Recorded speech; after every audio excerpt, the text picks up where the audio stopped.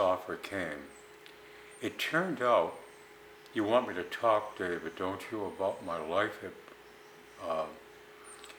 at Georgetown and in Washington, D.C.?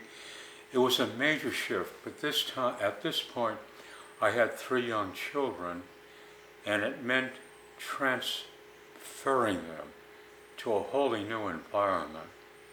And it wasn't easy for them or for Anne.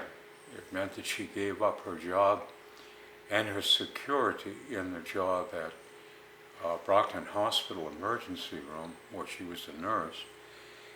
And she went, and it was kind of selfish of me because I'm the one who's moving for my own purposes. And my children have a life of their own in the school system at Bridgewater, and my wife has a career of her own at the time. But I tried it. It gave me a chance. I wasn't that ambitious to be a college administrator.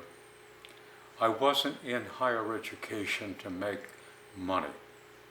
I was in it to pursue knowledge and to share that knowledge with students, that kind of thing.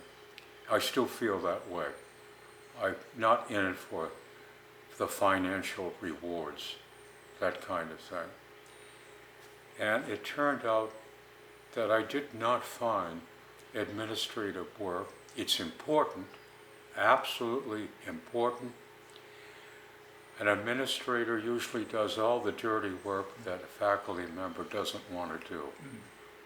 You have one meeting after another meeting, and it's usually on very small areas of interest, of human interest. And so I did not enjoy, and I had only 2 years, Dave, to make the decision to go back and recover. By this time I was a tenured associate professor of English, and I could recover my tenure if I returned within 2 years. So I decided to come back for that. I remember sitting down with each member of my family, my little kids, each one alone, and apologizing to each one of them and my wife for having pulled them out of their environment to try this new venture.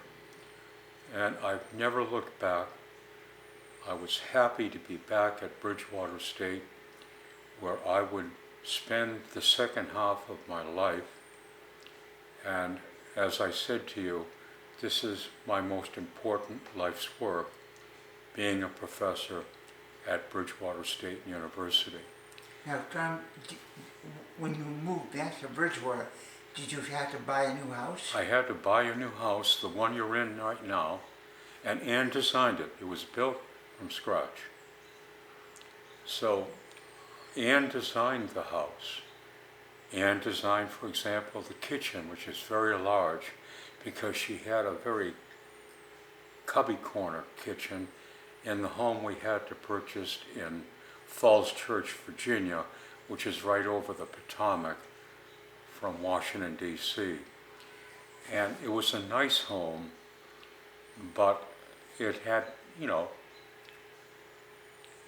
some areas that Anne didn't like. So when she came here, she designed the house. And when Anne died, I retained this house. I did it on purpose.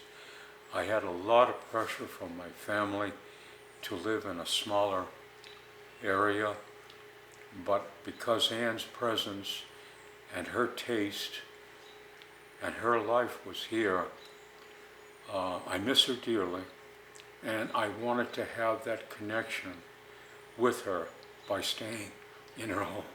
Super.